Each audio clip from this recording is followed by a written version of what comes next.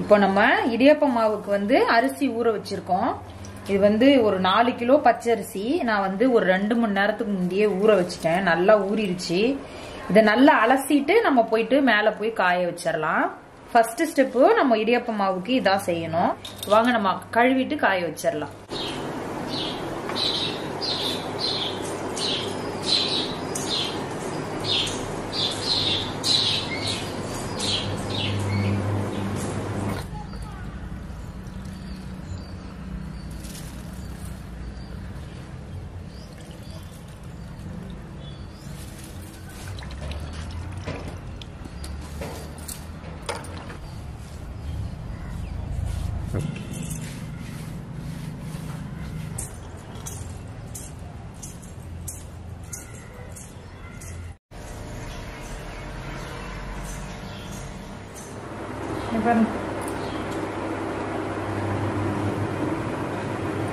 இப்படி ஒட்டணும் கையில. ரைஸ் நம்ம வந்து மிஷின்ல கொடுத்து இதை அப்படியே அரைச்சிட்டு வந்துடலாம். செகண்ட் ஸ்டெப் வந்து இதான்.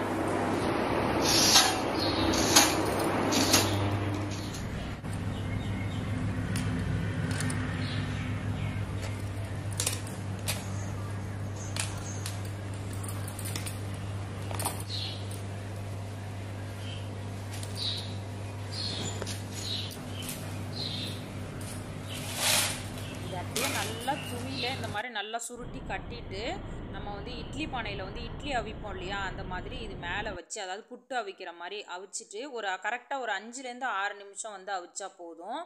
இந்த மாவு வந்து இப்போ பார்த்தீங்கன்னா நம்ம வந்து இதை ஓப்பன் பண்ணி எடுக்கும் போது இதுலேருந்து நல்லா சூடாக வந்து ஒரு ஆவி வரணும். அது வரையும் வேக வைக்கணும். டைம் பார்த்தீங்கன்னா கரெக்டாக வந்து 5லேருந்து ஒரு 7 நிமிஷம், அதாவது ஒரு 10 நிமிஷம்குள்ளே தான். 10 நிமிஷம் வேண்டியில்லை, ஒரு 5லேருந்து ஒரு 7 நிமிஷத்துக்குள்ளே இதை மாதிரி வேக வச்சு நம்ம வந்து ஒரு பாத்திரத்தில் கொட்டிக்க வேண்டியதான். மீதம் இருக்க மாவையும் இதே மாதிரி அவிச்சிட்டு நம்ம பார்க்கலாம்.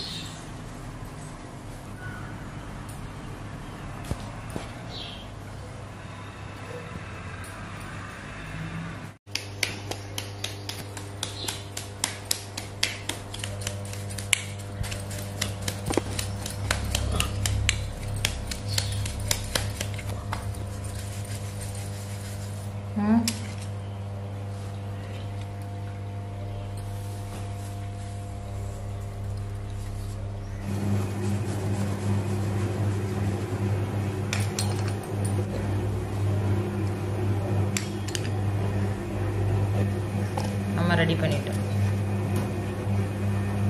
இப்போ நம்ம மாவு வந்து ரெடி பண்ணிட்டோம். இப்போ எல்லாத்தையும் லாஸ்டா இருக்கு பாத்தீங்கன்னா கொஞ்சோண்டு தான் வந்து நம்ம மிக்ஸி ஜார்ல போட்டு அரைச்சிட்டு இதையும் நம்ம வந்து சல்லடையில ஜலிச்சு எடுத்தாச்சு.